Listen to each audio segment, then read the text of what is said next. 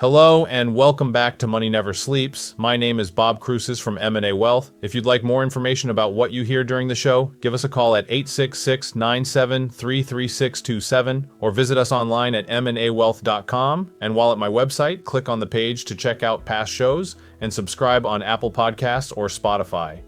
Today I'm going to talk about risk tolerance, what it is, why it matters, and how to determine yours. In my experience, risk tolerance is something that often decreases with age. The closer someone is to retirement, the lower their risk tolerance is. And that makes sense. The young have a longer runway for saving and recovering from potential losses. However, there's some evidence that younger generations have uniquely high tolerance for risk. The Barron's article, Gen Zers are coming of age. How these risk lovers will change investing references a 2023 survey that showed that Gen Z has a much higher risk tolerance than older generations.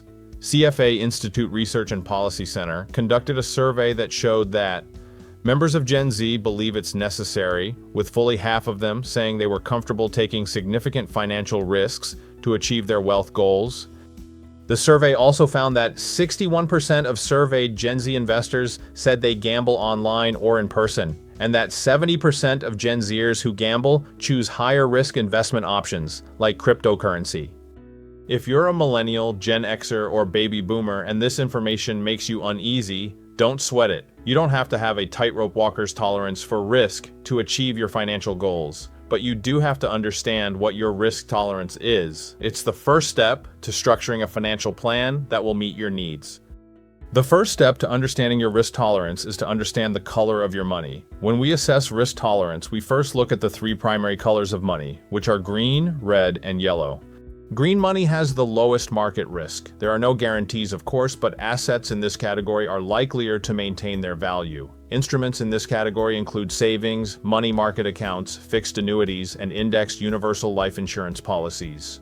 Assets in the red category are subject to more risk, but they also provide more opportunities for growth. Many of these assets don't come with a minimum guarantee and can fluctuate. Examples of red money assets include stocks, bonds, mutual funds, variable annuities, REITs, and variable universal life insurance. Why is Bitcoin volatile? Published by Investopedia, states that cryptocurrency can be a very volatile investment, which puts it squarely in the red category. Yellow money is a category containing many of the same instruments as the red category, but they're professionally managed. In our office, we have new clients take the color of money risk assessment. This helps us understand our clients' goals and determine whether their assets are in alignment with what they hope to achieve. Let's look at a hypothetical example. An older couple, James and Jana, are approaching retirement. Their risk tolerance is low, because they're concerned about running out of money in retirement. They don't want to risk their nest egg. But many of their assets are in the red category, which means their risk is higher than they want it to be. To help them achieve their goal, we'll first determine how many of their assets should be green, yellow, and red. Then, we'll realign the couple's assets accordingly. When you lose money in the market, you typically need to earn even more to get back to where you started. For instance, if you lose 10%, it will take an 11% gain just to bring you up to that same level. Recovery from bigger losses takes even longer. If you lose 30% and your recovery rate is 5%, it will take 7.3 years just to get back to where you were. If you're a Gen Zer, that may be okay, but if you're 66, you may not have 7.3 years to recover. Not if you want to retire without waiting longer or worrying your nest egg won't be enough.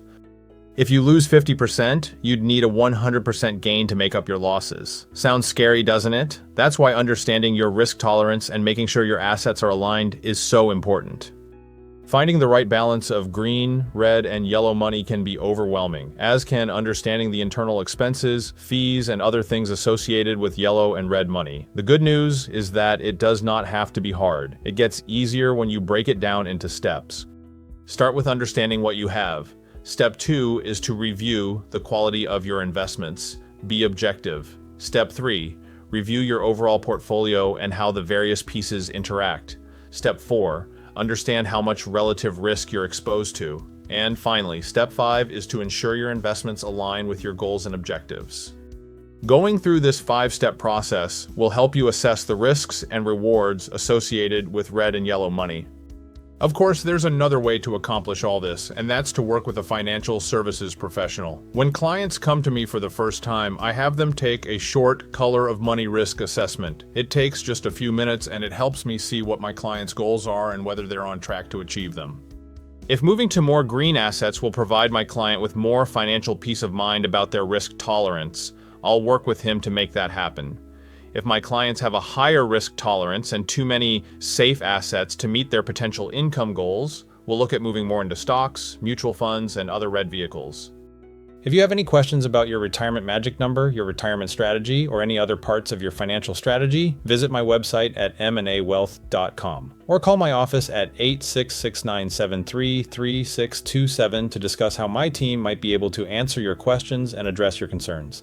It's our goal to help you prepare for the retirement you've worked so hard for. Disclosure: all matters discussed during the show are for informational purposes only. Opinions expressed are solely those of M&A Wealth and staff. All topics covered are believed to be from reliable sources. However, M&A Wealth makes no representations as to its accuracy or completeness. This commercial shall in no way be construed as a solicitation to sell securities or advisory services to residents where permitted. Topics should be discussed with your individual advisor prior to implementation. Advisory services offered through M&A Wealth, a registered investment advisor in the state of Texas. Insurance products and services are offered through PNC Life Insurance Agency, an affiliated company. M&A Wealth and PNC Life Insurance Agency are not affiliated with or endorsed by the Social Security Administration or any government agency.